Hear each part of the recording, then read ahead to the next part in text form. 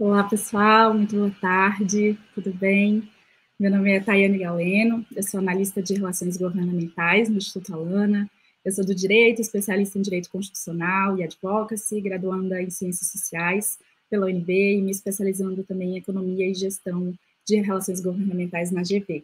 Bom, eu vou me autodescrever, eu sou uma mulher negra, de cabelos trançados nesse momento, longos, eu estou com aqui na imagem aparece a minha blusa branca e eu estou com um blazer bege. Bom, estou muito feliz de participar aqui do fórum, o Fórum de Advocacy Impact 2023. Ao longo desses 3 dias de evento, a gente promoveu vários debates incríveis e de alto nível, sobre mudanças necessárias para a resolução de problemas sociais, econômicos e ambientais no país. A gente focou, sobretudo, na implementação de políticas públicas, então, os temas que foram mais falados aqui foram com relação a reformas políticas, ao combate ao racismo e à justiça climática, e que é o tema do nosso último fórum, da nossa última mesa de hoje.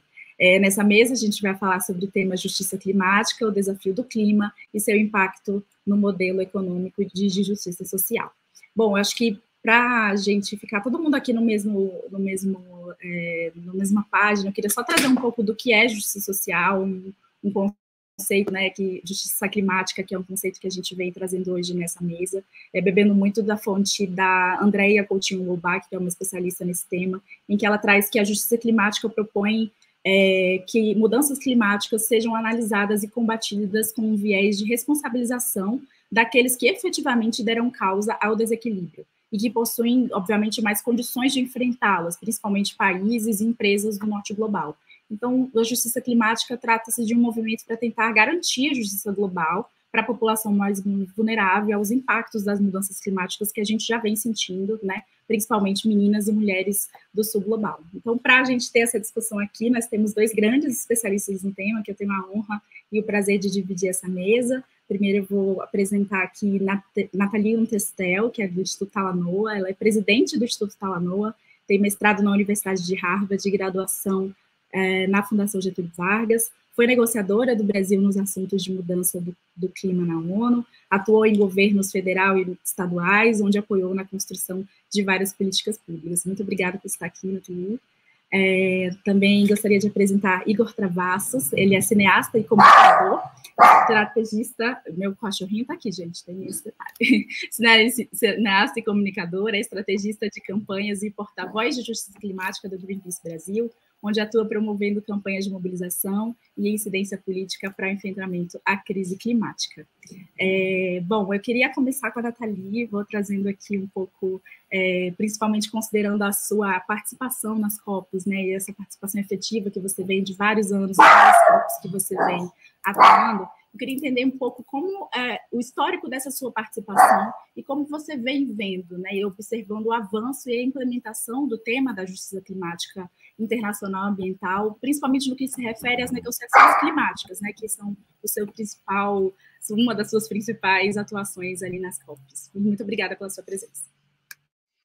Obrigada, Tayane, é um prazer. Oi, Igor, boa tarde, gente, uma honra estar aqui, a gente poder discutir problemas na sua raiz e soluções, quem sabe também. Bom, eu comecei a atuar nessa agenda nos anos 2000, na verdade eu comecei na Amazônia, morava em São Gabriel da Cachoeira quando eu me dei conta ao ler o relatório do IPCC em 2007 que, uau, a gente ia precisar de muita gente pensando nas soluções, tentando dar reais soluções para os problemas, e claro que já tinha muita gente atuando nisso naquela época, mas no meu caso foi um despertar de que seria necessário trabalhar para ter políticas públicas, né, direcionadas, enfim, feitas para a gente tentar resolver essa parada. E claro que nas últimas décadas a abordagem para a gente tentar responder à crise climática, ela sempre foi uma abordagem global, e não adianta um país só, uma região só tentar resolver esse problema, não vai dar certo, a gente precisa de colaboração extrema, né, colaboração radical de todo mundo, e sempre teve o jogo de quem emitiu mais, quem são os culpados, quem emitiu antes, isso sempre teve muito presente. E, na realidade, a origem da noção, né, do princípio de justiça climática, acho que ele veio muito forte dos países insulares, principalmente da região do Pacífico, que desde o início, na verdade, desde os anos 80 e 90, eles já vinham falando quanto eles, em especial, né, são, enfim, ilhéus que não emitem ou emitiram muito pouco, né, assim, relativamente e absolutamente, e estão pagando aí impactos da maior gravidade. Então, sempre teve presente isso, mas sempre foi um cabo de guerra, que não levava a gente a lugar nenhum. Razão pela qual foi possível, né, num primeiro momento, estruturar o chamado Protocolo de Quioto, que dava uma resposta muito centralizada para as coisas. Então, era basicamente assim: a gente vai para a ONU, a gente vai distribuir a cota de quem pode emitir aqui, e tem gente que vai ganhar cota, tem gente que vai ficar fora num determinado momento. Essa abordagem, como a gente deu absolutamente errado, porque o maior emissor, que era os Estados Unidos, ficou fora, outros pularam fora, que foi o caso da Austrália e do Japão, e países que vinham aumentando a sua contribuição, e aqui vale falar de responsabilidade do Brasil. O Brasil, a gente se coloca, obviamente, no sul global, mas nós somos o 4º maior emissor histórico e, atualmente, o 5º maior emissor, né? A gente, outros países, a gente também ficava olhando e falando, uau, ok, em algum momento você vai bater na gente. Então, aquela abordagem deu errado, e quando se chegou à conclusão que, muito bem, a gente precisa criar uma outra coisa, né? O princípio da justiça climática veio com muita força para informar o seguinte: todo mundo vai ter que fazer alguma coisa. Não é que a gente vai dar cobertura para alguma classe social, algum país, alguma região ficar de fora, né? Então, de 2015 para cá, quando a gente conseguiu estruturar, e obviamente teve muita gente envolvida nisso, né? Estruturar o chamado Acordo de Paris, eu acho que o mais interessante dessa história, e o que tem muito de advocacy por trás, como vocês devem imaginar, foi fazer que a pauta ela não fosse uma pauta ONU, mas que ela explodisse para o resto do mundo e a gente começasse a contar do Papa Francisco, hoje, né, a menina Greta, a então rainha da Inglaterra. Todo mundo, inclusive o sistema financeiro, tinha responsabilidade, tinha alguma coisa para fazer. E aí a gente passa a ter uma outra jogada, né? Que é uma jogada de estar todo mundo no mesmo barco. Óbvio que alguns têm maiores e melhores ferramentas que os outros, mas não é mais sobre culpa exatamente, sim de que a gente está enfrentando uma realidade, não é mais um risco. Como que cada um vai lidar com isso, né? Então, eu acho que a fase com que a gente está, e vou acho que parar por aqui, porque eu imagino, eu não estou contando o tempo aqui, Tayane me avisa, mas a fase que a gente está, eu acho que hoje nas negociações é uma que a gente já passou pelo diagnóstico, a gente sabe exatamente o que precisa ser feito. Felizmente, a gente tem as tecnologias na mão, a gente não precisa de inovação, para falar bem a verdade, está tudo na prateleira, tem que ir lá e pegar, né? As energias renováveis hoje são muito mais baratas que as energias sujas, então nem desculpa de questão econômica existe mais. Mas a gente tem política, né? Política com P maiúsculo. A gente ainda tem as democracias totalmente irrigadas por grana que vem de combustíveis fósseis, que vem de setores emissores, né? Como no nosso caso aqui agrícola, e que fazem com que a velocidade não aumente. Então tem um pedaço aqui que é esse, acho que não, né? E está muito claro exposto. A COP desse ano vai ser sobre isso. E tem um outro lado que é esse da gente conseguir criar políticas e soluções, não pensando na culpa, mas pensando no impacto. A gente está nesse momento horrível. Eu queria fechar essa primeira rodada falando uma coisa que me dói muito falar, mas o que está acontecendo no Amazonas hoje, que é um absurdo. Eu não sei quem está assim mais envolvido, prestando atenção, mas gente, os botos estão morrendo porque o cérebro deles está fervendo, porque a água está quente demais. Olha que distopia essa que a gente está vivendo, né? O que a gente faz com isso? Então a gente precisa criar. Eu não sei nem se tem solução para isso. A gente tem que criar respostas, né?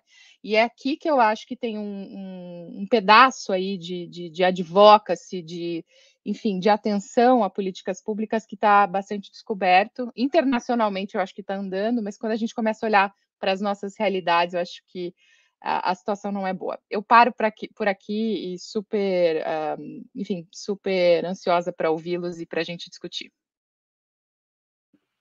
Maravilha, Nathalie. Acho que aqui explicando a nossa dinâmica um pouco, a gente vai fazer um bate-bola com cada um, então eu faço uma pergunta para um, para outro, e a gente vai emendando essas perguntas. Claro que se alguém quiser também contribuir com a pergunta do outro, fiquem à vontade. Depois eu vou retomar um pouco esses pontos que você trouxe, Nathalie, mas agora eu vou passar para o Igor. Acho que, Igor, muito obrigada, seja muito bem-vindo, muito obrigada por ter aceitado aqui o convite para estar com a gente. Minha pergunta é direcionada a você primeiro, acho que considerando muito a atuação do Greenpeace, né, e considerando também os relatórios do IPCC, do painel intergovernamental sobre mudanças climáticas, que já demonstram, inclusive, que alguns danos são irreversíveis em alguns ecossistemas, né, fenômenos climáticos cada vez mais extremos, mais frequentes, se agravando cada vez mais e mais rapidamente, né, esse cenário que a gente vem vivendo, né? Então, por isso, eu queria te perguntar quais são os temas vinculados à justiça climática que são mais urgentes nesse momento?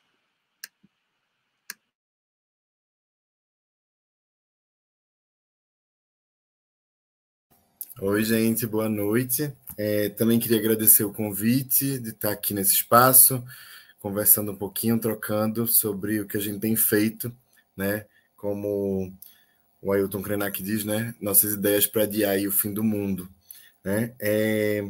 Eu acho que é super importante quando você pergunta quais são os temas vinculados à justiça climática que são mais urgentes, sobretudo pegando agora essa fala da Nathalie, que traz todo esse contexto da justiça climática no cenário internacional, no cenário da ONU e tal, e quando a gente vai e materializa para o nosso dia a dia, né? Então, por exemplo, eu já diria, e aí dialogando diretamente agora com o final da fala da Nathalie, eu acho que o tema vinculado à justiça climática que é mais urgente é a gente pensar os eventos climáticos extremos, né? Porque eles estão cada vez mais intensos, cada vez mais frequentes, e eles vão diretamente na questão que é o direito à vida, o direito constitucional à vida, né? E aí, quando você fala de danos irreversíveis, a gente tem que lembrar que tem pessoas que estão morrendo pela crise climática, né? A Nathalie trouxe aí a questão de Tefé, né? Que mais de 160 botos na região de Tefé e Coari foram encontrados, né? Encontrados, resgatados ali, quase sem vida, e chegaram a óbito, né? E que uma coalizão de organizações, inclusive o Greenpeace, estava junto e está junto para poder investigar. Essa causa não está dada ainda, de fato, em torno da temperatura, apesar de ser a mais provável, porque a temperatura no Lago Tefé chegou a 41 graus, e como a Nathalie coloca, isso é uma temperatura que é 9 a 10 graus acima do natural, do normal ali para aquele ambiente, para a própria existência dos botos Rosa e Tucuxi naquela região. Mas isso é um cenário, por exemplo, a mortandade dos botos é um cenário, a ponta do iceberg. Ele está ali mostrando e evidenciando o que estima-se que só em 2023 a gente tem cerca de 500 mil pessoas diretamente impactadas pelas secas na região norte do país, né? Coisa que, se a gente pega o Atlas Digital dos desastres, a gente tem de 92, que é quando começa a ser inseridos dados, né, no mapa, até 2022, a gente não tem, somado todo esse tempo, a gente não tem sequer o número de impactados em 2023 por essa crise, por essa seca extrema no norte do país, né? Fora isso, a gente tem aí acontecendo também, paralelamente, fortes chuvas, resultados de ciclones, né, no sul do país, né? Óbvio que a gente... E aí, falando como que quando a Nathalie traz, né, da questão das emissões, de quem é o principal causador da crise climática, é importante, porque a gente endereça a conta, né? Porque hoje, inclusive no dia 2, né, que aqui no Brasil foi feriado na última semana, a gente teve também um relatório da ONU focado e aí pautando a questão da adaptação, do quanto que a gente vai precisar, quanto mais a gente adia o investimento em adaptação às mudanças climáticas, maior o preço fica, maior o preço da conta, e aí a gente vai precisar, nos anos seguintes, investir muito mais recurso, né? O que a ONU estima é que hoje, a cada R$1 bilhão investidos em adaptação, a gente está economizando ali na frente 18 bilhões de reais na gestão ali do desastre, né? E é justamente o que eu acho que hoje a gente precisa começar a conversar também para além da questão da mitigação, porque a gente não consegue discutir as coisas, dissociar as coisas, para além da questão da mitigação, a gente precisa falar sobre adaptação. Né? A gente tem, sim, solução para a crise climática, e não só isso. A gente tem como criar estratégias para conviver, não harmoniosamente, mas evitando ainda mais danos humanos, perdas e danos, prejuízos financeiros gigantescos. Né? A gente precisa estruturar as cidades, os territórios e as populações mais vulnerabilizadas. E aí eu preciso fazer esse recorte. A gente aqui, na verdade, não só aqui no Greenpeace, mas várias outras organizações que têm pautado a adaptação, a gente não fala mais de populações e territórios vulneráveis, a gente fala de territórios e populações vulnerabilizadas, porque esse processo, ninguém está vulnerável do nada. É um processo político de negação de direitos, de negação de políticas públicas, de atenção do Estado. Se a gente vai pegar a perspectiva do Brasil, a perspectiva das pessoas, quem são as pessoas mais impactadas pela crise climática, a gente está pegando, sobretudo, uma maioria da população que é empobrecida, que em raça a gente tem um recorte étnico-racial de pessoas majoritariamente negras e ou indígenas, a gente tem, em gênero, uma maioria de mulheres sendo impactada. Quando a gente vai pegar o recorte etário de crianças e idosos sendo impactados, óbvio que cada população desse, cada grupo desse, ele é mais impactado a partir de questões, né? A partir de questões que a gente tem que entender que essa sociedade que a gente vive, esse país que a gente vive, ele é construído em cima de desigualdades, né? O próprio capitalismo, e aí não vou nem entrar na questão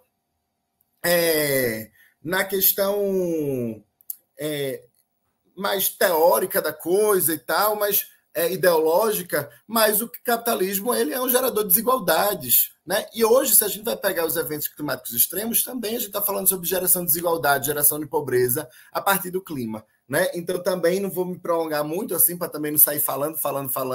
Acho que a Tayane vai trazer outras questões para a gente, mas hoje, se eu entendi o que a gente tem se debruçado aqui em Justiça Climática no Greenpeace Brasil, pensar os eventos extremos e pensar a partir da ótica das pessoas mais impactadas, né? E entendendo que essas pessoas, falando sobre advocacy, falando sobre construção de política pública, essas pessoas elas têm que ser consideradas e têm que ser não o alvo da política, elas têm que construir conjuntamente a política pública, porque essas pessoas, eu sempre digo que uma pessoa que nasce, vive há 40, 50 anos e que quer permanecer no território, naquele território, é a pessoa que tem a solução. É a pessoa que vai pensar ali e colocar toda ali, a sua inteligência e toda a tecnologia social que ela já existe para solucionar a crise climática. E o que a gente precisa é que os governos entendam isso e tragam essas pessoas para a construção da política pública. A gente não tem uma solução única para a crise climática. Ela é uma solução que ela envolve, são diferentes respostas. Cada território, cada população, ela enfrenta a crise climática de forma diferente. Então, a resposta, ela não vai ser única. Ela vai ser complexa, ela vai ser diversa, e a gente precisa considerar todos esses fatores. Maravilha, Igor. Acho que essa sua provocação, ela traz muito... A próxima pergunta que eu ia fazer para a Nathalie, acho que considerando principalmente essas atuações internacionais que Talanoa vem desempenha muito bem, eu acho que a gente queria também saber e entender, sobretudo, resultados concretos de que está funcionando, o que está produzindo resultados positivos principalmente nessa questão de justiça climática, mas que também tem a ver, e muito a ver com o que o Igor trouxe na fala dele, sobretudo sobre as populações vulnerabilizadas. Se você estiver vendo algum avanço nessa pauta que pode ser, enfim, colocado e prorrogado e expandido para outros territórios e outras situações, por favor. Legal, Tayane, queria fazer uma provocação antes de cair aí de boca no que você exatamente perguntou, mas apesar de eu gostar muito e, assim, eu ajudei a fundar o Clube de Justiça Climática lá em 2015, 2014, fora do país, enfim, eu realmente sou uma pessoa há muito tempo, como é que eu posso dizer, assim, tocada, né, por esse princípio, por essa noção, mas eu acho que a gente primeiro tem que ter muito cuidado, porque a gente está nesse momento que, como eu mencionei, a gente tem atores de todos os lados, isso é maravilhoso, né, que embarcaram, que obviamente estão vendo a realidade, estão sentindo, né, na pele que o mundo está mais quente, de clima mais instável, mas muitas vezes a coisa da justiça, né, o uso da justiça climática ele vira um nariz de cera, e que, na verdade, coloca, principalmente quando a gente vai falando de advocacy e políticas públicas, ele vira um jogo de apontar de dedos, né? É um tentando empurrar para outro a sua responsabilidade e tal. E aí eu estou falando isso, e talvez as pessoas estranhem, mas é porque eu acho que tem duas coisas importantes. Uma é que eu vi mais cedo, por exemplo, que o governador do Amazonas seca e também pelas queimadas, né? Ele fez uma fala hoje no Globo em que ele disse: nosso estado tem 97% de cobertura vegetal e hoje o que nós sofremos é uma injustiça climática. Não somos nós os causadores dos problemas que nós estamos enfrentando. E aí, obviamente, ele joga a culpa lá para o governador do Pará, fala que as queimadas estão vindo de lá, que o desmatamento está vindo de lá e assim por diante. Acho importante trazer isso aqui, porque eu acho que assim, a gente não tem que ficar defendendo conceito. A crise climática não é conceitual, gente, ela precisa de programa político, a gente tem que ter clareza. E aí, voltando no que o Igor falou, o mais urgente é a gente trabalhar com os impactos agora.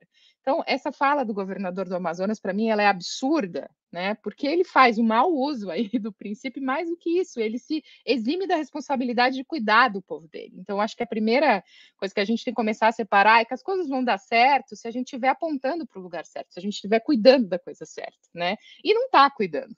Razão pela qual está acontecendo tudo que está acontecendo no Amazonas, as pessoas estão sem água ainda, tem uma série de consequências. Então, o primeiro ponto que eu queria trazer é esse. O outro, eu tenho ouvido já há algum tempo dos movimentos sociais no Brasil, especialmente do movimento negro, uma resistência, inclusive, a usar a questão de justiça climática, porque para eles é racismo climático, é racismo ambiental. Né? Porque quando se fala, são as pessoas pretas, pardas, também indígenas, principalmente mulheres, que são as vulnerabilizadas por tudo isso, que é absolutamente verídico, né? A gente tem evidências empíricas e científicas, mas a gente tem que lembrar que qual que é a consequência disso? Não é conceitual, é muito prática, de novo. A gente está falando aqui, no caso de extremos, as pessoas estão sendo deixadas, enfim, para sofrer, né? Em alguns casos, para morrer. A gente viu na situação que teve em São Paulo, no litoral de São Paulo esse ano, quando teve aquele grande, enfim,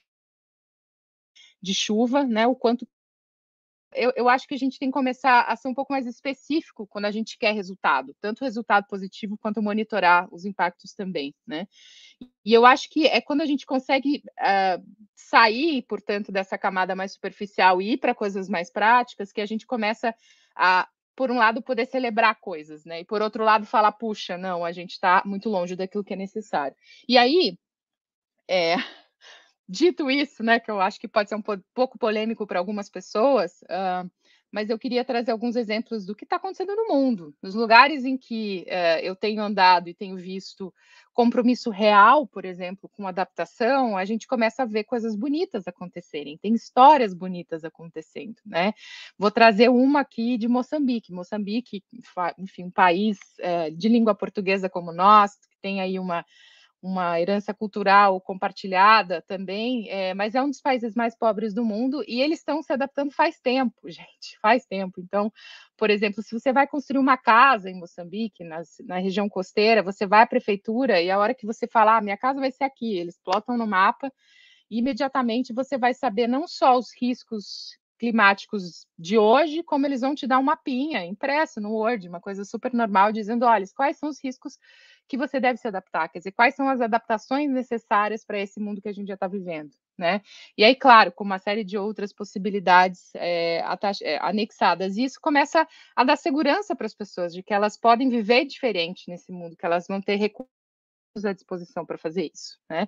E eu vi outras coisas acontecendo em outros lugares que vão no mesmo sentido, assim, mesmo quando as pessoas, por exemplo, eu vi de agricultura que estão sendo comidas pelo mar, né? Isso está acontecendo em Moçambique, está acontecendo em algumas regiões do Brasil também, essa intrusão salina, né?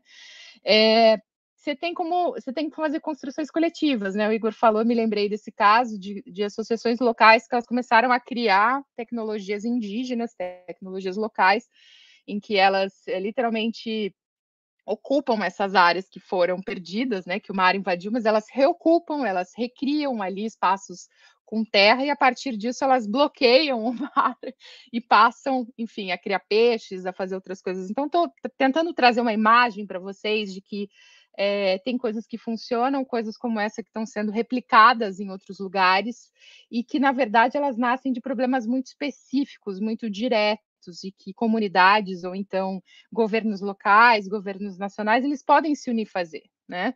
Mas não é uma coisa genérica, não é uma coisa global, é cada caso, em cada lugar, no seu território, com aquilo que precisa ser feito. Aqui no Brasil, eu acho que a gente está perdendo cidade, não que não estejam acontecendo coisas boas, tá? Mas me enfocando aqui nessa questão dos cuidados na crise climática, enfim, o que está acontecendo agora para mim é muito pessoal. A região onde você está tendo um pico extremo de chuva é a região onde eu nasci, que no ano que eu nasci, em 83, teve a maior cheia da história por outras razões, e que a cidade ficou embaixo d'água, a cidade basicamente foi para o saco.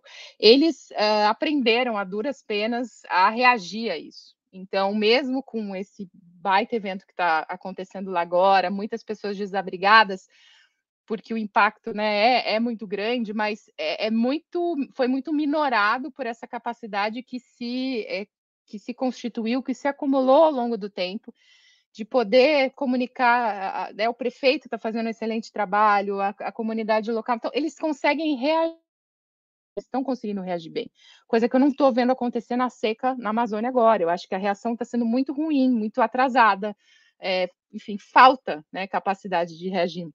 Então, melhorar a reação, melhorar a capacidade de resposta é importante, mas isso também não é adaptação.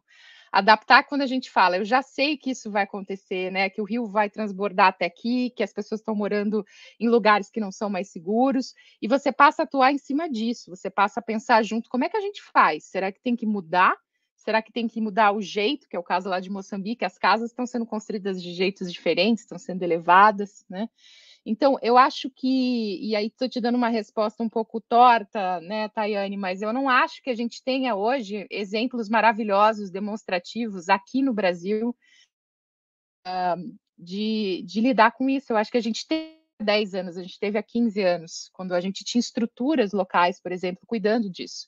A gente não tem mais, a gente perdeu muita coisa nessa última década, e nesse momento aí de reconstrução, né, das políticas em nível federal, que, enfim, é muito mote do atual governo, eu acho que a gente precisa criar esse espaço e de fato, juntar muitos aliados para tentar fazer alguma coisa que faça sentido, né? Não adianta só ir lá escrever um plano nacional de adaptação, desculpa, gente, não vai dar em nada, não é nisso que a gente deve concentrar, assim, a nossa energia.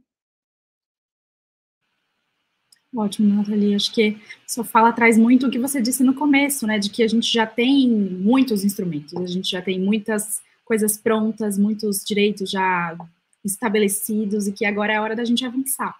É hora da gente trazer esse ponto, e por isso essas minhas duas perguntas para vocês são perguntas um pouco mais concretas, para entender da atuação de vocês, onde vocês estão vendo avanços, sobretudo no tema da justiça climática.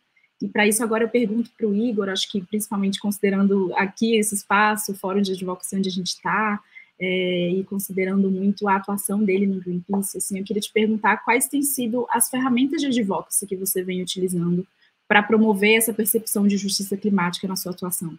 E, claro, aqui a gente tem esse termo de advocacy, mas, claro, eu queria também entender as tecnologias sociais, as tecnologias que são utilizadas pelos territórios, porque sei que vocês têm a atuação ligada e muito próxima aos territórios. Então, a gente tem esse termo, né, estrangeiro sobre isso, mas as tecnologias já utilizadas nos territórios são muito importantes também para a gente entender quais são as estratégias que estão sendo adotadas e que são advocacy no fim, e que é o que a gente faz todo dia, que todo brasileiro e brasileira faz e pode fazer, né? Então, eu queria muito ouvir de você esse ponto, esse ponto mais concreto de o que você vem vendo, o que você vem enfrentando e vendo nos territórios e quais essas ferramentas que vocês vêm utilizando.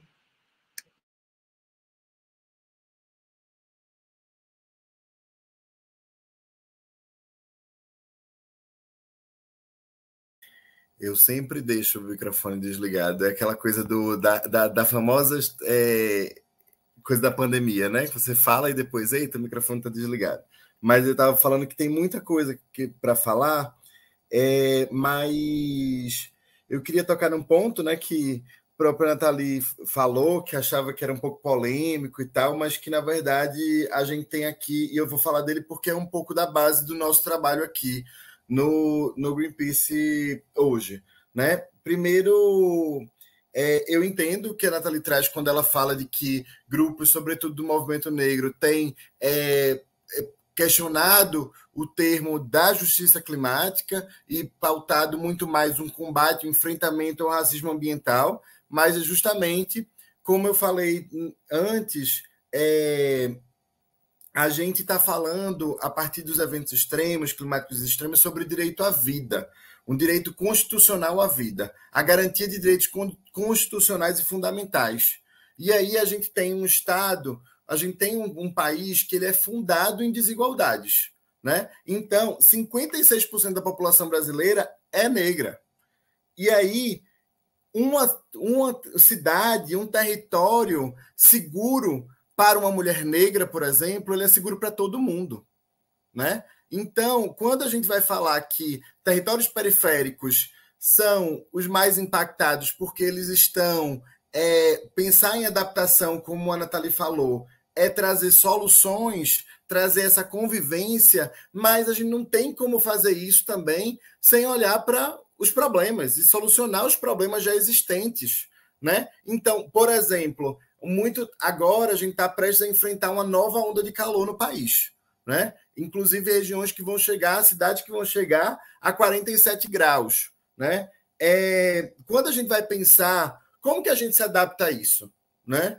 A gente tem que pensar de forma estrutural, porque, por exemplo, é muito tranquilo, eu posso ali ligar um ar-condicionado e tá tudo bem, sabe? Eu vou ali não vou ter impacto quase nenhum em relação a isso, mas tem pessoas que estão expostas a isso, né? E vão sofrer impactos negativos. Então, a gente vai falar, eu estou falando sobre acesso à moradia de qualidade, habitação e moradia de qualidade, a própria questão do transporte público. Imagina 47 graus no centro urbano e a quantidade de pessoas amontoadas dentro de um ônibus sem climatização, né? E aí, então, e aí a gente vai se debruçar sobre quem é que utiliza o transporte público no Brasil.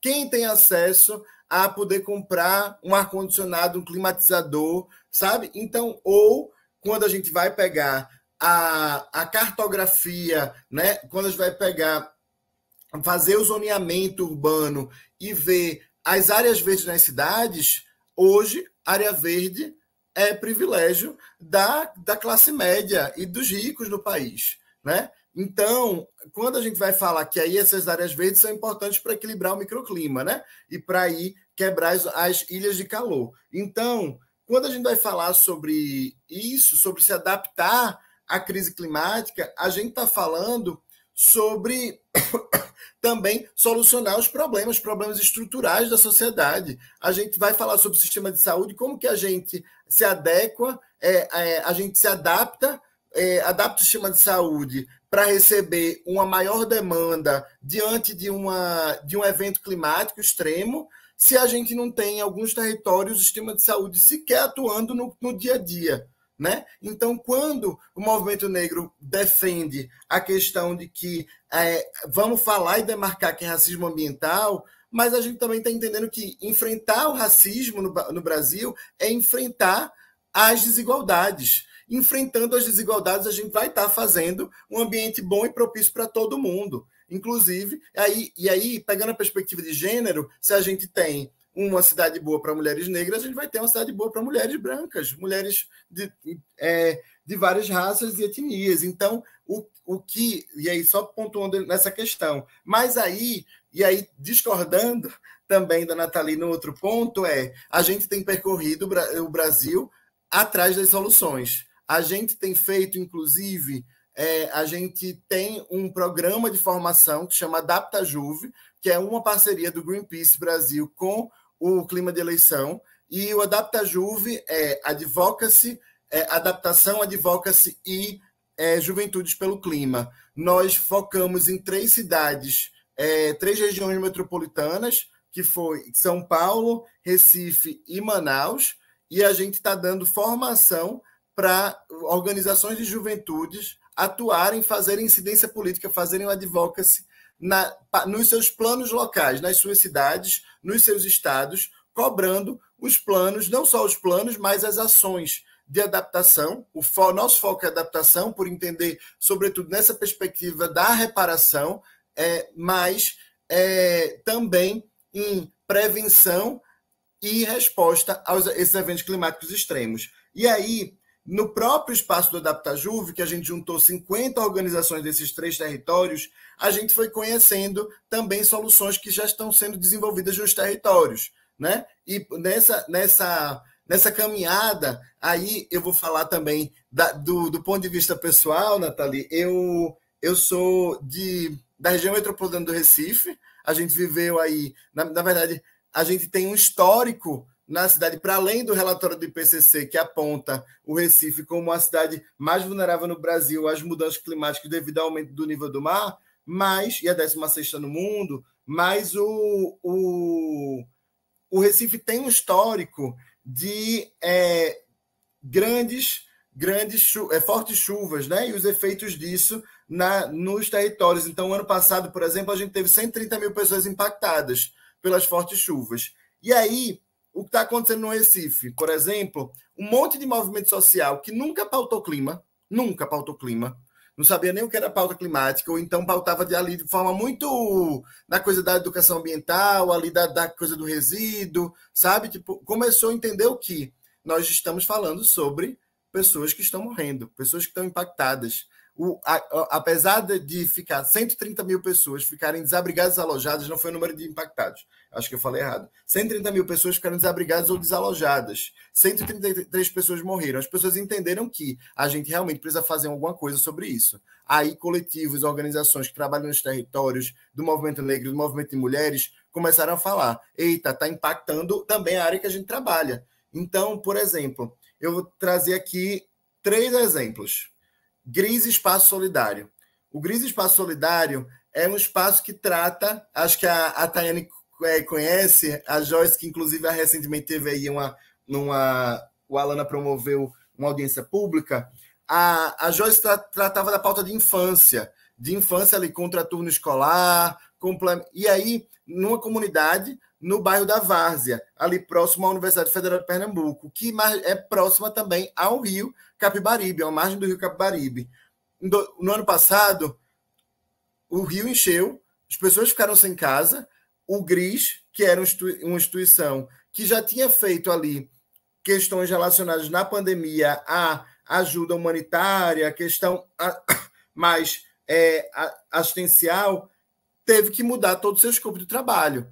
E aí, para além da coisa da resposta rápida, da cozinha solidária ali, na resposta ao evento climático extremo, passou um tempo, depois que as coisas se acalmaram, entre aspas, porque tem até hoje gente que não recuperou seus bens, suas casas, enfim, sua saúde mental, que talvez nunca seja restaurada, mas o GRIS criou um plano local de adaptação comunitário, um plano comunitário, envolvendo a comunidade. Isso é uma tecnologia social, isso está sendo desenvolvido, né? o Forte, o Fórum Popular do Rio Tegipió, que também o Rio Tegipió passa, a bacia do Rio Tegipió cruza 30 bairros no Recife, na região metropolitana do Recife. O Fórum Popular do Rio Tegipió construiu brigadas. Óbvio, é resposta, mas também adaptação. Você está pensando ali, tem uma casa, uma senhora que construiu a casa, ela só tem móvel hoje de concreto.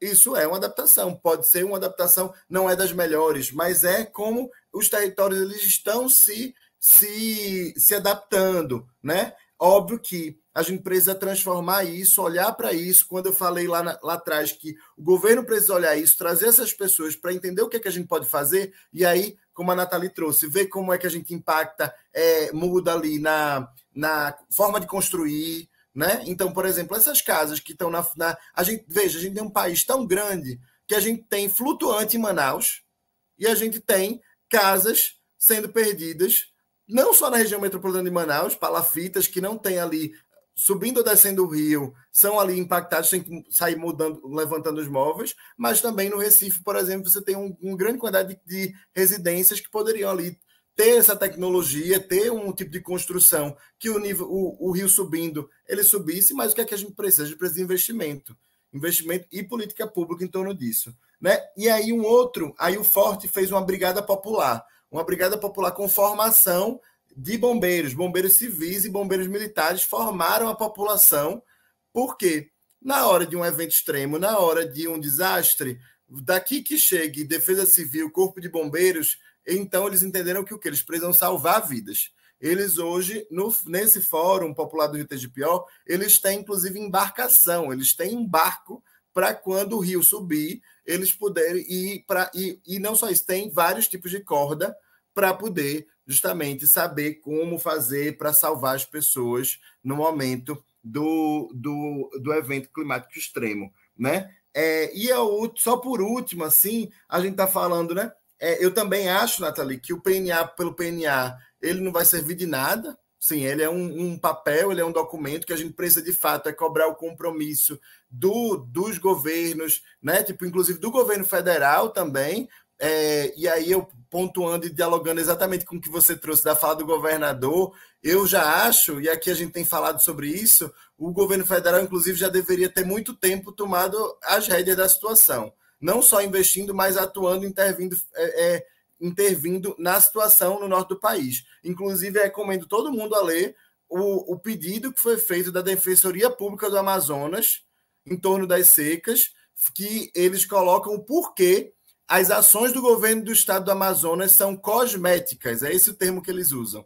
São cosméticas e que o impacto, e eles pedem intervenção federal, porque o impacto que está acontecendo lá com as queimadas e com as secas não só diz respeito ao governo do Amazonas, ao estado do Amazonas ou à população do Amazonas, mas atinge todo o país. E aí você tem, por exemplo, a ministra Marina Silva, com todo o respeito, toda a admiração que nós temos por ela, por ser uma pessoa técnica da área, mas uma pessoa que vai para o TED lá da Amazônia, do Amazonas, lá do TED Amazônia, e não fala nada sobre a crise climática que a gente está vivenciando, sabe? Então, que governo é esse? É exatamente o que a Nathalie falou, parece que a gente está jogando, está passando a peteca, sabe? Então, óbvio que a gente sabe que o governo que foi eleito agora, que está há 11 meses no poder, está encarando também uma questão de desmonte de anos anteriores, mas isso não é novidade. Assim como os eventos extremos também não são novidade. As pessoas sabiam o cenário que iam pegar, ou se não sabiam, imaginavam. Então, por isso que hoje a gente precisa de urgência. A própria população já deu esse recado no Brasil Participativo. Tanto que o programa do Ministério do Meio Ambiente foi o mais votado, enfrentamento à emergência climática.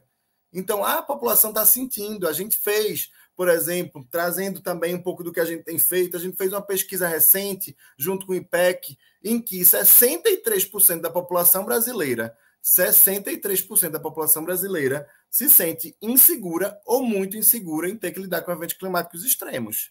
Então, a gente não está falando... isso está... de fato, atravessando a população, e aí a gente tem desenvolvido justamente, pegando o gancho, pegando o gancho, né, que é, enfim, é um motivo muito ruim, mas a gente tem entendido também que as pessoas estão começando a entender o que é a crise climática porque elas estão vivenciando a crise climática. E elas estão inseguras. Elas estão inseguras justamente porque a gente não tem cultura de prevenção e adaptação no país. O que a gente tem é cultura de resposta a desastre e muito mal. Mas sabe por que isso? Porque tem um querido chamado Diosmar Filho que sempre fala, a gente tem uma indústria do desastre operando no Brasil. Tem o desastre, decreta calamidade pública, dispensa licitação, e aí é a farda do dinheiro público.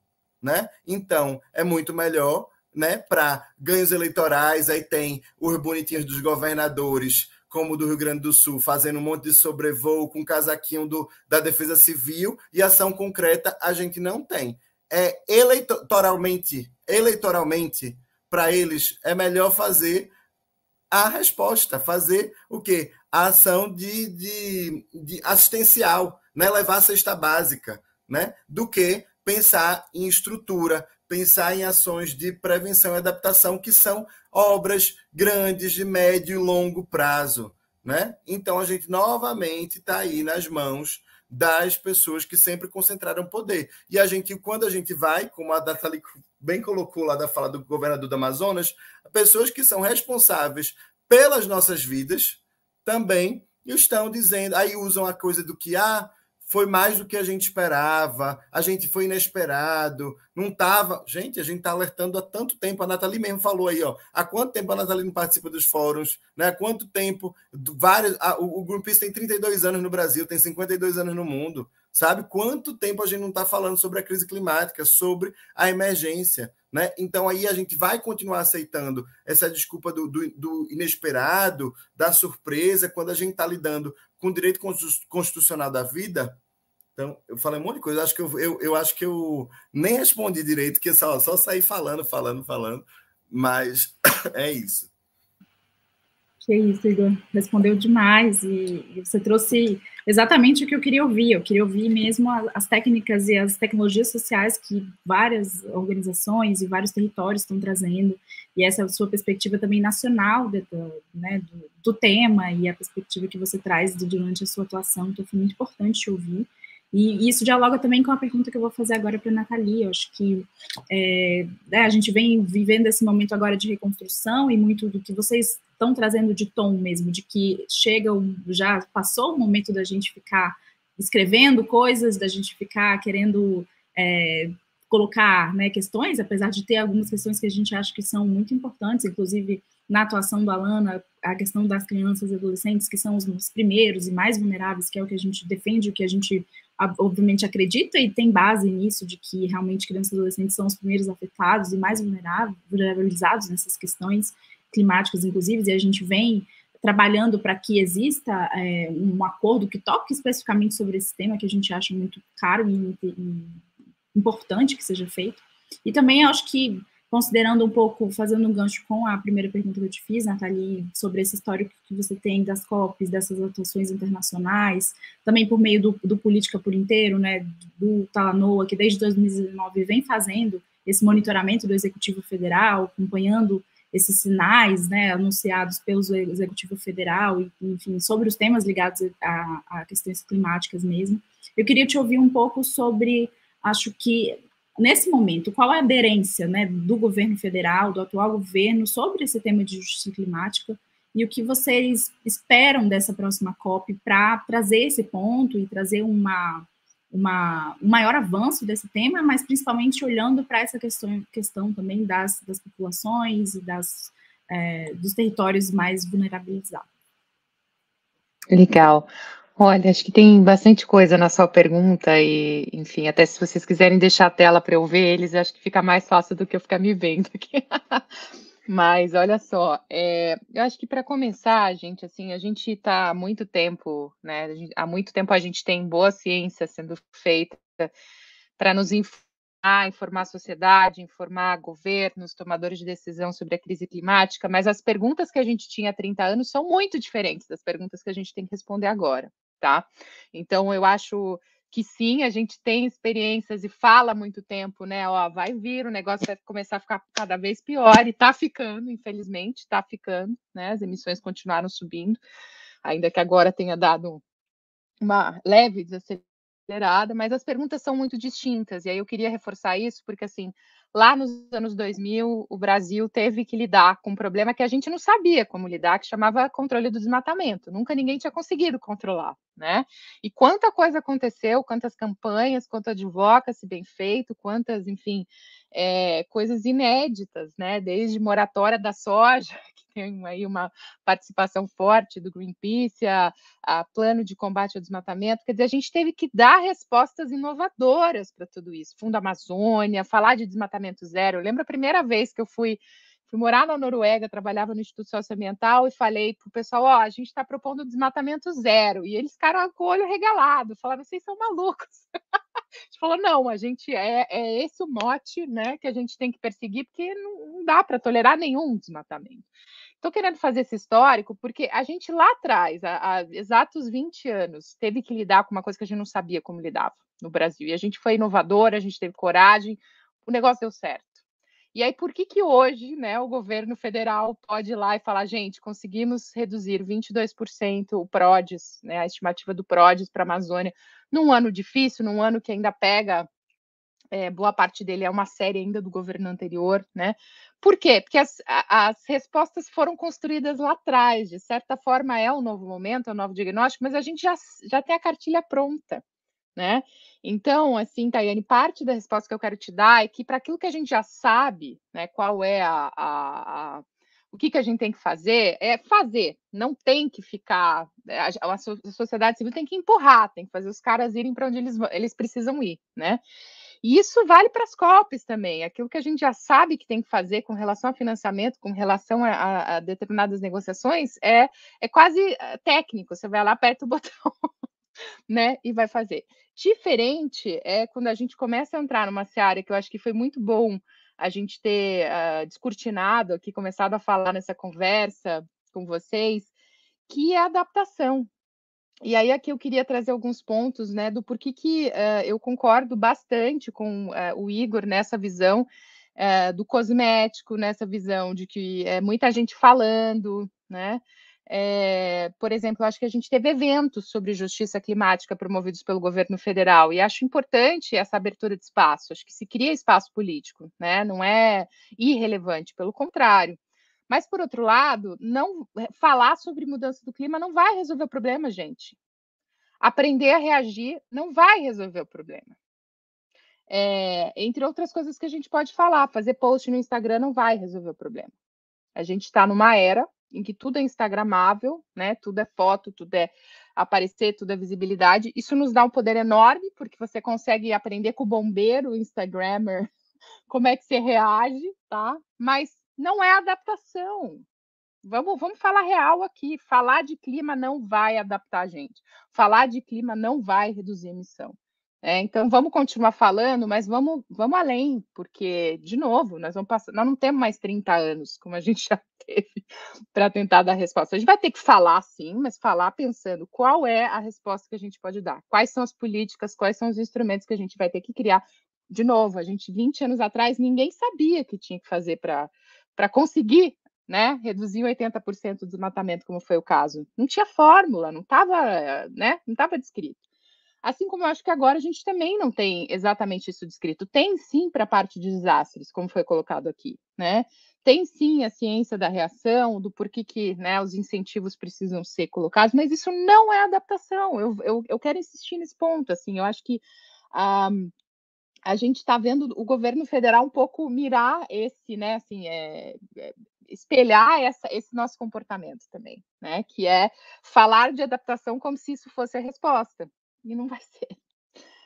A resposta vai passar pelo cuidado, vai passar por ações estruturantes, vai passar por a gente pensar, bom, e aí queria falar uma coisa muito na lata, assim, não adianta ficar só pedindo adaptação, plano de adaptação, etc, ainda que eu acho maravilhoso, porque eu acho que o cidadão tem que ficar ali enchendo o saco mesmo da autoridade, acho que tem seu valor, Mas se a autoridade nunca viu um cenário climático na frente, ela não sabe nem do que se trata, ela não sabe o que vai acontecer no planeta dela, né? Ela vai fazer o quê? Ela vai responder de qualquer jeito. Então, eu acho que nesse momento, de novo, assim, eu acho que isso não, a gente ainda não tem um espaço no governo federal para essa discussão, né? Tem conversas agora, se cria um grupo de trabalho, tem outro grupo de trabalho no CONAMA, tem outro disso. Enfim, mas a gente não criou um espaço para fazer conversas difíceis. E aí eu queria voltar assim, talanoa, que é uma expressão que vem dos povos do Pacífico e que foi levada para as negociações climáticas, quer dizer, fazer conversas difíceis em roda e só levantar a hora que você tiver uma resolução. E eu acho que essa conversa difícil é que não está aberta. A conversa difícil, por enquanto, é assim, quem está falando mais, né? E aí, adaptação, no final do dia, o que é? Eu vou dar um exemplo muito bobo aqui, mas muito poderoso. Em um determinado lugar do mundo, o principal problema nas enchentes, nas inundações, e que fazia com que as meninas e mulheres morressem, principalmente as meninas, é que elas não sabiam nadar. E aí, qual foi o programa de adaptação? Uma política pública que foi criada para isso, ensinar as meninas a nadar. Então, quando a gente fala de adaptação, honestamente, tem que pensar quais são as skills, né, as capacidades, as coisas que têm que ser estimuladas para que a gente consiga sobreviver nesse novo mundo de outra forma, porque já é outro mundo, infelizmente, né? E, enfim, e eu acho que é nesse nível que a gente tem que pensar, do concreto, do real, do que vai fazer as pessoas ficarem mais protegidas, mais bem cuidadas, mesmo de um governador maluco que acha que tem que empurrar o jogo para o outro lado. Então, eu fecho aqui, eu acho que não é uma conversa fácil, tá? E na COP, Tayane, assim, a gente vai ter esses dois mundos presentes, o mundo de quem está perdendo, de quem está sofrendo, e que quer compensações e que quer coisas reais. Eu acho que a gente vai ter a operacionalização do que a gente chama de fundo de perdas e danos lá nessa direção, né? Mas que paliativo, né? Porque é o paliativo do paliativo, é compensar quem, né, vai perder mais do que. Não é dinheiro que a gente está falando, a gente está falando de perder território, perder identidade, né? Perder coisas muito caras para todos nós.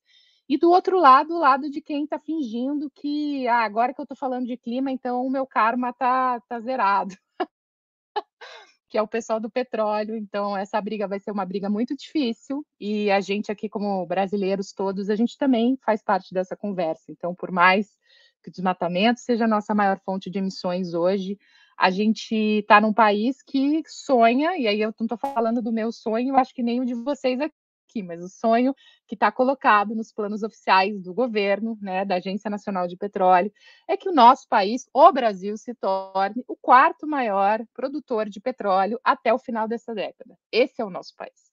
É esse país que vai para a COP e que vai ser cobrado sobre emissões, sobre petróleo, sobre eliminação gradual dessa fonte, né, nos próximos anos. Então, assim, nós estamos no cerne da discussão de justiça climática, não como vítima, tá? E aí podem achar absurdo o que eu estou falando, assim, sou brasileira, mas eu acho que a gente tem que jogar real. O Brasil não é vítima, pessoal. O Brasil é parte, sim, do problema. E a gente está pagando já por isso, né? Principalmente as pessoas que estão aí fora do ar-condicionado, como falou o Igor. Mas essas pessoas, se elas sabem ou não de clima, sinceramente, nem é o caso. Eu só quero que elas não tenham que passar pelo que elas estão passando. Eu acho que esse é o ponto principal. E é por isso que eu acho que a gente tem que cobrar as autoridades que estão aí muito felizes em colocar um selinho verde no peito e para a COP, olha como isso é legal. Vai ter uma comitiva, pelo que entendi, de 14 ministros do governo Lula na COP, bastante dinheiro público sendo gasto para o pessoal ir lá falar sobre o assunto. E cadê as políticas? Cadê os resultados? Né? Que bom que temos a queda no desmatamento, mas e o resto? Né? A gente precisa e vai cobrar com certeza muito mais. E paro por aqui. Maravilha, Nathalie. Acho que essa COP ela vai demonstrar muito o momento que estamos, né? O discurso que o governo federal vai levar para lá, mas a realidade que nós estamos vivendo aqui. Então, eu acho que vai ficar bastante claro, talvez, e vão ser realmente, de fato, muito cobrados por essa distinção entre a realidade que os territórios estão passando aqui e essa realidade um pouco muito bonita, que vai ser, provavelmente, talvez apresentada, enfim. Então, acho que esse vai ser o momento em que a gente vai conseguir ver bastante essa dicotomia entre esses dois esses dois lados, assim. Eu acho que, partindo agora para os nossos finalmente, pessoal, vou fazer agora a última pergunta para Igor, e depois a gente passa para considerações finais de vocês, por volta de 30 segundos. Eu queria te perguntar por último aqui, Igor, mas acho que você já trouxe muito nas suas falas, mas a gente vê uma mobilização muito grande acontecendo para a COP, de jovens, de movimentos indígenas, movimento negro, de mulheres, enfim, vários grupos, várias reivindicações, né, sendo feitas e sendo querendo ser levadas, né, e obviamente a dificuldade que esses grupos também têm de estar naqueles espaços e de poderem levar suas vozes para lá, enfim. Então, eu queria ouvir um pouco de você quais são os principais, talvez, desafios e oportunidades que você vê nessa questão da agenda da justiça climática, que, olhando para o sul global e considerando muito as questões que você trouxe das vulnerabilidades, considerando isso, né, abordagem social, racial, de gênero, intergeracionais, as opressões e as injustiças que a gente enfrenta. Então, eu queria te ouvir um pouco sobre esses desafios e oportunidades que você vê na agenda, considerando essas vulnerabilizações. Eu acho, assim, queria também dialogar com a fala da Nathalie. Concordo muito com o que a Nathalie fala sobre mapear o risco, que ela trouxe tanto na fala lá, quando ela trouxe a questão de Moçambique, né? Mas também o próprio exemplo que ela traz da questão do aprender a nadar. Eu acho que no Brasil a gente precisa justamente desse mapeamento do risco, porque quando eu falei sobre cultura de prevenção e adaptação, é justamente nesse lugar. A gente saber ter o risco mapeado e saber como lidar com o risco, saber como lidar com as mudanças climáticas, saber como enfrentar, né? Isso enquanto sociedade, você se adaptar, né? Mas, respondendo o que a Tayane colocou, eu acho que é o seguinte, a gente primeiro, né, como falei, sobretudo quando eu falei sobre populações e territórios vulnerabilizados, e aí sobre o porquê de usar esse termo vulnerabilizado, sobretudo por um histórico de negação de direitos, de negação de invisibilidade, né? Então, hoje, quando o movimento negro, o movimento social, o movimento de juventude, o movimento periférico, o movimento indígena, quilombola, se apropria de um espaço como a COP e quer levar suas reivindicações, sabe? Óbvio, a gente sabe, e as pessoas que estão nesses movimentos sociais, elas também não são ingênuas, elas sabem o quanto de dificuldade elas têm que enfrentar e o quão é difícil também você poder fazer alguma incidência com algum tipo de negociador ali, né? Mas eu acho que é justamente para fazer o contraponto. O que a Nathalie trouxe em relação ao o Brasil. O Brasil não é vítima, os brasileiros é que são.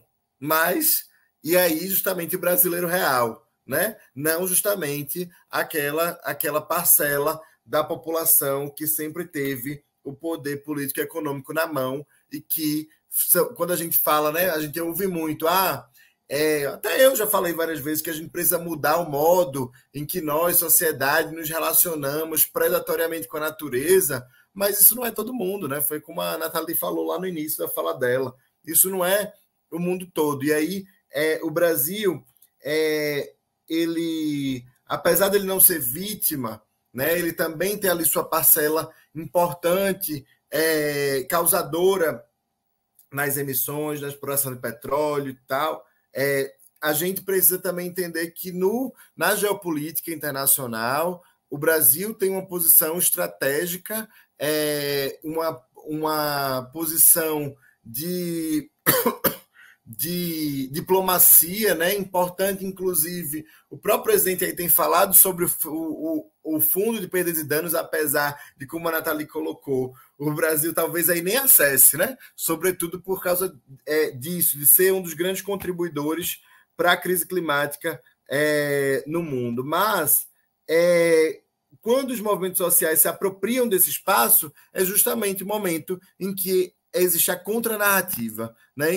Quando, por exemplo, os movimentos sociais podem falar que nesse espaço, mesmo o Brasil aí tendo essa posição estratégica diplomática, olha, mas lá dentro, nós brasileiros reais, a maior parte da população, estamos sofrendo os impactos da crise climática, né? E com contribuição do governo brasileiro, do Estado brasileiro, que também é responsável por isso, né? Então, eu acho que essa presença nesse espaço ele é de suma importância, ele é, inclusive, eu acho que é um pouco da essência de quando a gente fala sobre o porquê e a importância das pessoas mais impactadas pela crise climática estarem nesses espaços de tomada de decisão, de elaboração das políticas, né?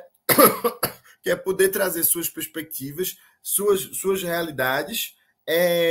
E, óbvio, a gente enfrenta também um cenário de que essas organizações, esses movimentos estarem nesse lugar, para além da própria agenda de entender o que é uma COP, tem várias organizações indo pela primeira vez, indo pelas primeiras vezes, entendendo ainda a dinâmica. A gente tem que entender que a gente está falando de um espaço da Organização das Nações Unidas, é um espaço extremamente burocrático, um espaço super regrado, né? Então, tem gente que ainda está entendendo o que é que está fazendo ali, como é que funciona, né? Não só isso, a gente ainda tem questões delicadas de uma COP para outra. A gente aqui no Greenpeace, a gente fez uma formação com organizações que a gente já tinha ali mapeada, que era com... A gente é óbvio, né? A gente é Greenpeace, como eu falei, sou do Greenpeace Brasil, mas nós, Greenpeace Brasil, formamos essa rede internacional com o Greenpeace Internacional, né? E aí, dentro dos escritórios que a gente chama dos nacionais ou regionais,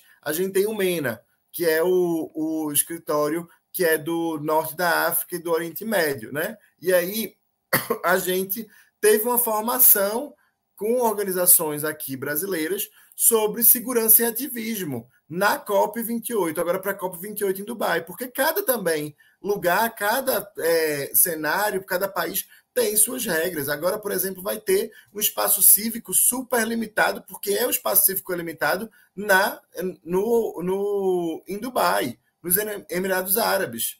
Então, por exemplo, se uma organização está pensando em fazer qualquer tipo de manifestação, de qualquer tipo de mobilização ali pública do espaço, tem que saber todos os riscos. Tem que saber todos os riscos. A gente está indo para lá, né? Tem que celebrar que todos esses grupos estão se apropriando desse espaço, mas tem que saber o que é esse espaço, saber como funciona, saber quais riscos estão ali empregados, mas para além disso também tem a questão que eu acho que assola todas essas organizações, esses movimentos também, que é o acesso a recurso, né? Acesso a recursos dos próprios movimentos para poderem fazer isso. É um ponto também de dificuldade, é um ponto que a gente precisa entender também como é que a gente faz a cobrança. Por exemplo, né? É isso, eu estou numa organização que a gente possibilita que a gente viaje o país e entenda e conheça as organizações, conheça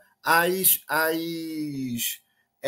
incidências que estão sendo realizadas, as tecnologias que estão sendo desenvolvidas, mas muitas vezes esse atuar em rede, essa organização que está lá na ponta, ela conseguir um apoio, conseguir o acesso, não estou nem falando desse financiamento climático internacional, não, estou falando dentro do próprio da atuação local, de acessar um edital, de acessar um recurso, de pegar um financiador, né? Então, essas são também dificuldades que esses movimentos enfrentam, não só para ir para a COP, mas para fazer a sua incidência no dia a dia, né?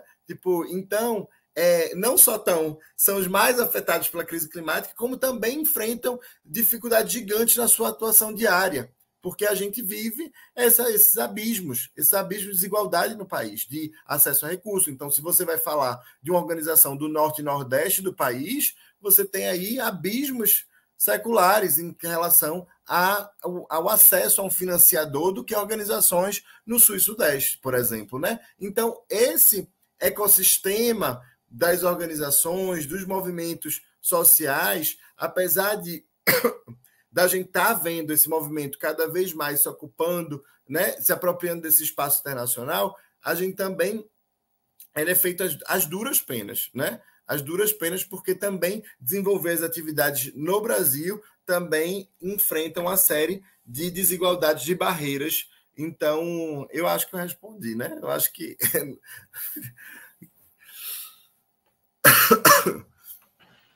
Igor, muito obrigada pela sua contribuição. Agora eu vou passar para o final agora do nosso evento, aqui da nossa mesa. Eu vou passar para a Nathalie, para ela trazer suas considerações finais por 30 segundos. Nathalie, por favor.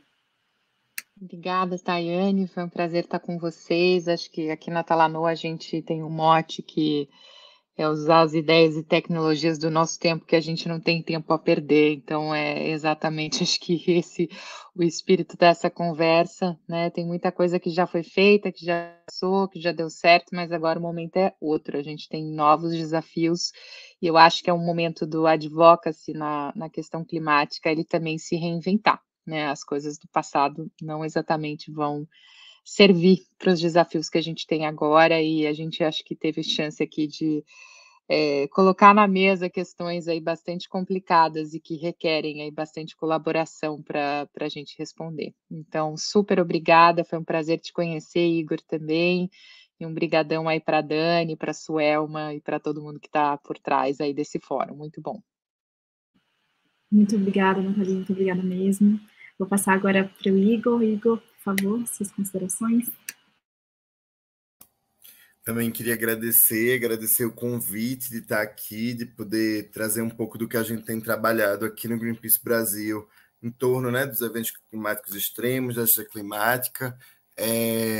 Eu acho que a gente está nesse espaço, conversar um pouco, a gente também vai ali, né, plantando e colhendo as sementinhas. Eu acho que o Greenpeace também é uma organização que acredita no poder popular, assim, no poder popular para transformar, para a gente poder fazer as incidências, mobilizar, seja ali batendo na porta, cobrando, como a Nathalie falou, mas também de se mobilizar e tornar a crise, tornar toda essa situação que a gente está vivenciando, que a gente ganhe cada vez mais espaços para falar e para refletir, para mudar o comportamento dos tomadores de decisão, né? Enfim, de mudar, transformar nossa sociedade. Então, queria agradecer todo mundo aí que nos acompanhou também, né? Nesse tempinho que estivemos juntos.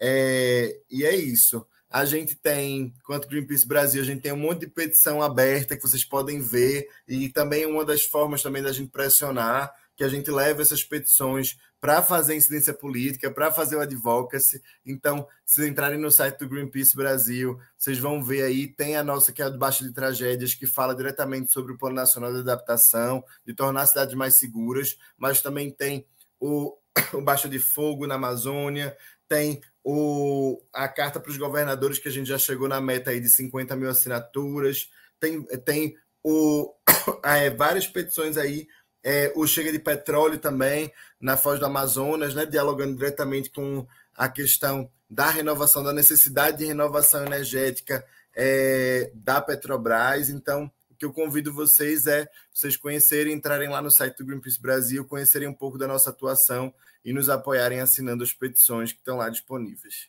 É isso. Maravilha, Igor. Gente, muito obrigada. Foi um prazer, uma honra estar aqui com vocês. Agora eu vou chamar uma participação muito especial de Daniela Castro, a CEO do Impacta Advocacy, para fazer o encerramento aqui desse fórum tão maravilhoso, cheio de muitas reflexões. Foi um prazer. Queria agradecer o convite e agradecer por ter participado desse momento tão especial. Obrigada. Obrigada, Tayane. Eu entrei assim para falar também oi para a Nathalie, para o Igor. Muito obrigada por vocês participarem. A escolha dessa mesa ser a última não foi à toa. A gente é um espaço para discutir estratégias políticas, advocacy, trocar ideias e ferramentas, mas também falar de alguns temas que são muito estruturantes. E que afetam todas as causas. Então, nós tivemos ontem reforma política, falamos sobre o combate ao racismo, e justiça climática entra nessa categoria, né? Afeta todas as causas, e a gente quis também colocar discussão para que outras pessoas tenham acesso ao que está acontecendo, e foi muito esclarecedor, agradeço demais, é bom que vocês aceitaram, a ideia é que nós vamos passar essas informações também a quem nos assiste, vai ficar gravado no YouTube também. Então agora eu vou indo, Tayane, muito obrigada pela sua condução, foi realmente um prazer ter você, foi uma belíssima discussão. E vou, então, para os agradecimentos finais, né? Esse é um espaço que tem como objetivo falar sobre advocacy, falar e trocar entre pessoas que querem fazer, pessoas que querem trocar informações sobre as melhores estratégias para trazer mudanças que muitas vezes são muito complexas. Tornou-se até um espaço aí nós fizemos a primeira edição em 2021, essa é a segunda edição, e durante esses dias falou-se muito de se tornar um espaço de troca contínua, a gente vai ver como caminhar para isso, mas troca muita ferramenta. E a ideia também é chamar atenção para a doação para causas estruturantes no país, né? A importância da gente ter a doação para caridade, para causas mais diretas, mas também para causas estruturantes. E algumas delas têm muito pouco recurso ainda no Brasil. Então, é a sociedade civil participando para a gente poder mudar o destino do país. É assim que a gente caminha para um país mais desenvolvido. E, por fim, então, nós tivemos 3 linhas de temas, para quem for nos assistir mais para frente, vai estar tudo gravado no YouTube. Nós falamos sobre advocacy, que é uma estratégia para trazer mudanças comportamentais, políticas ou sistêmicas, falamos sobre ferramentas, sobre experiências, né, de organizações e indivíduos que vêm fazendo advocacy no Brasil. Falamos sobre o tema, entramos em uma estratégia, que a nosso ver foi uma estratégia que já chamaram a atenção em 2021, que é a implementação de políticas públicas e a importância da gente ter metas, resultados finais para a população. Então, se a gente quer influenciar o poder, é o poder para quê? E aí, então, a gente falou um pouco sobre esse exercício, que é um exercício mais difícil, que é falar do poder executivo, que é olhar como é que as coisas estão sendo feitas, não é só aprovar leis. E, no final, os temas estruturantes, né, que terminamos com essa belíssima mesa aqui. Então, muito obrigada a vocês que assistiram, mande contribuições, a gente está muito aberta para promover durante o ano outros debates e também, talvez, seguir por algum caminho de manter esse grupo com conteúdo, como um espaço de troca contínua.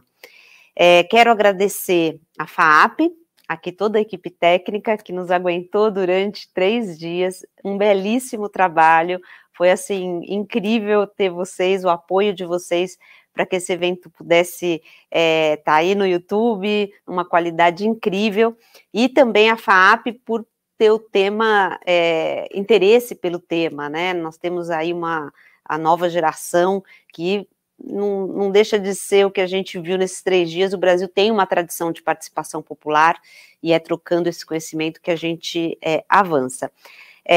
Aos nossos parceiros institucionais, a Berge, a Advocacy Hub, Confluentes, GIF e Grupo Mulheres do Brasil. E, por fim, um agradecimento enorme a quem nos apoiou, 2 instituições nos apoiaram em 2021, realmente agradecemos muito e foi por isso que o evento a gente conseguiu colocar de pé, que é a Instituto Alana, que foi a moderação dessa última mesa, Banco Itaú e Unilever. Muito obrigada, espero que gostem e tudo vai ficar gravado no YouTube.